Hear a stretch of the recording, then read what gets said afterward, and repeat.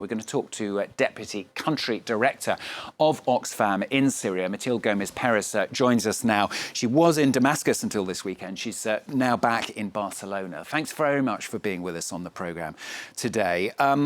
In Syria, then, the UN aid chief has said this weekend people feel abandoned as very little aid reaches them there. Do you think that's a fair comment? Hello, good morning. Thank you so much.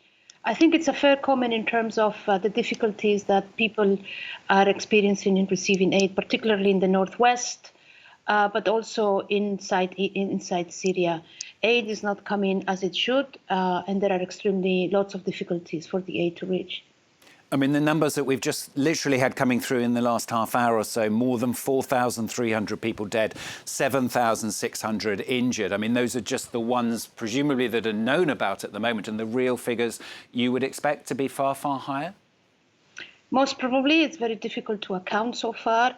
We have to say that this has arrived to Syria at a moment in which the humanitarian needs were extremely high.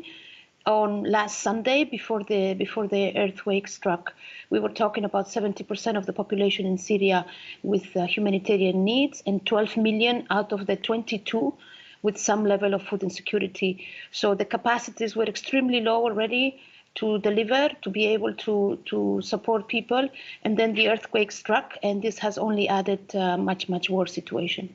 Is it possible to know exactly what the situation is in some of these areas? Have you, as Oxfam, been able to send people there to report back? Okay, we have to understand that the access that we have from Damascus is to the areas that are controlled by the government of Syria. Those areas that are Aleppo, the Idlib part, Latakia, and so on. We have indeed teams on the ground already. The problem of access comes in the northwest, which is an area that is being controlled by opposition groups. That access has been through Turkey for the last years. Okay, we cannot access from Damascus. The government of Syria is allowing the UN to access the northwest through Damascus, but not for international NGOs so far. So the problems of access in the northwest have always been problematic from Turkey, from the Gaziantep hub, which is where the aid was being distributed even before the earthquake, through the cross-border passes in Bab el-Hawa. So that's where the main difficulties are. In the government-held areas, we do have challenges in terms of the capacities for rescue, for distribution. The government is not equipped for this type of emergencies, and we are going to have a lot of challenges in the weeks and the months ahead.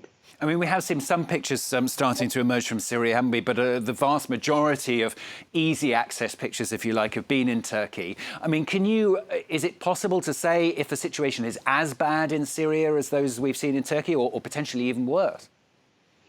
Well, it depends. I mean, I don't want to come across in terms of competing difficulties. I think this is a tragedy for both Turkey and Syria, indeed.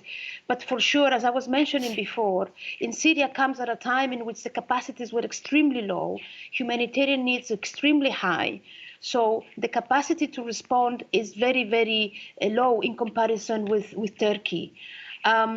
So in that sense, the effects of the earthquake can be seen as worse from the perspective of not capacity to respond as quickly and agile and strength as in Turkey. In terms of the number of deaths and so on, it's very difficult to make comparisons. But again, I want to stress that it's about the capacities on the ground. The capacities on the ground in Syria are much lower than in Turkey. Give us an idea of what you are able to do. I mean, as you said, even before the earthquake, you were doing what you could. Is it, obviously it's not sufficient to cope with the problems that there have been, but do you feel that the efforts that you can make actually do make a difference? Well, they do make a difference at the level of very individual level. For example, right now in Aleppo, we are distributing water to those people that are being hosted in collective shelters. We are doing repairs in the